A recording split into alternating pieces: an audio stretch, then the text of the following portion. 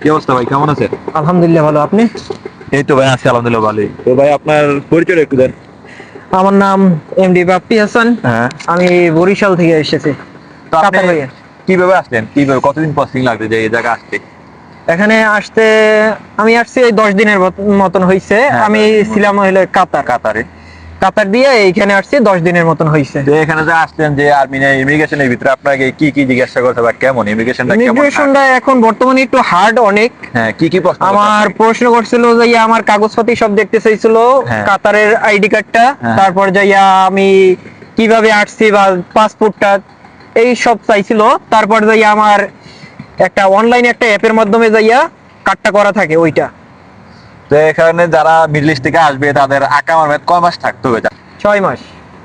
যারা আরব কান্ট্রি থেকে বা এশিয়ার যে দুবাই ও সৌদি ওমান কাতার থেকে আসবে তাদের অবশ্যই 6 মাস প্লাস উপরে লাগবে। হ্যাঁ। 6 মাস প্লাস নিচে হলে বা 6 মাসের নিচে হলে তাদেরকে কোনোভাবে আর্মেনিয়া ইমিগ্রেশনের ভিতরে ঢুকতে দিবে ভিতরে না। ঢুকতে দিবে না। তো যে সকল বাইরে আর্মেনিয়া থেকে আর মিডল ইস্ট থেকে বা আরব কান্ট্রি থেকে আসবেন তো অবশ্যই আপনাদের আকামার মেয়াদ 6 মাস লাজিম থাকতে হবে, যে 6 মাস ছাড়া আপনারা কোনোভাবে আর্মেনিয়া বর্ডার ইমিগ্রেশন ক্রস করতে পারবেন না। তো ভাই এখন যে আর্মেনিয়া আসলেন, আর্মেনিয়া দেশটা আপনাদের কেমন লাগে, যে আর্মেনিয়া দেশটা কেমন সুন্দর, ভাই একটু আপনার থেকে বিস্তারিত জানতে চাই। আর্মেনিয়া দেশটা খুবই সুন্দর। এটার যে কালচার, হ্যাঁ। যে এটার যে ভৌগোলিক পরিস্থিতি, হ্যাঁ। খুবই খুবই ভালো। এটা হলে একটু ঠান্ডা, মিডল ইস্টের থেকে অনেকই ঠান্ডা।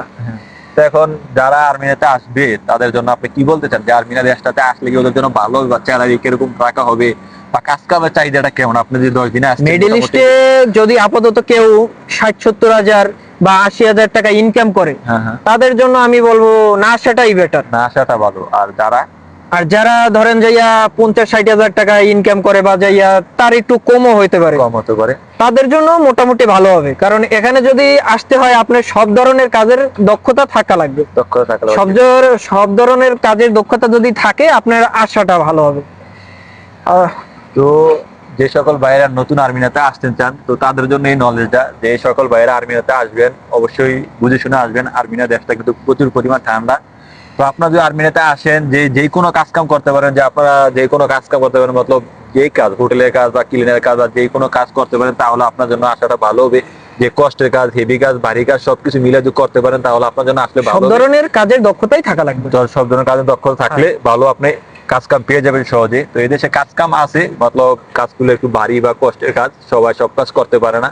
তো যারাই আসবেন এরকম মন মানসিকতা নিয়ে আসবেন যাতে আমি সব কাজ করতে পারবো, বা এই দেশে আসলে আপনারা কিরকম টাকা ইনকাম করতে পারবেন।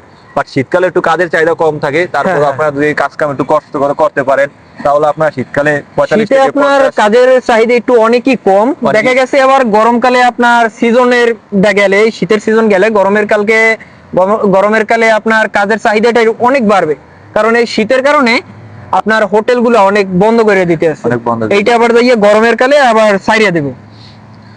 তো যে সকল ভাইয়েরা আর্মিনাতে আসবেন অবশ্যই বুঝে শুনে আসবেন, দালালে ফান্দে পড়বেন না যে অম্মকে বলবে আপনাকে 70-80 হাজার টাকা কাম দিবে বা হোটেলে কাজ দিবে, আসলে টিএসসি কার্ড হয়ে যাবে।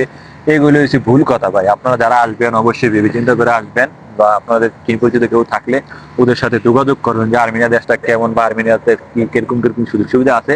তো যে সকল ভাইয়েরা ভিডিওটা দেখবেন এবং লাইক কমেন্ট শেয়ার করে দিবেন এবং অন্যকে দেখার জন্য সুযোগ করে দিবেন। আসসালামু আলাইকুম। আসসালামু আলাইকুম।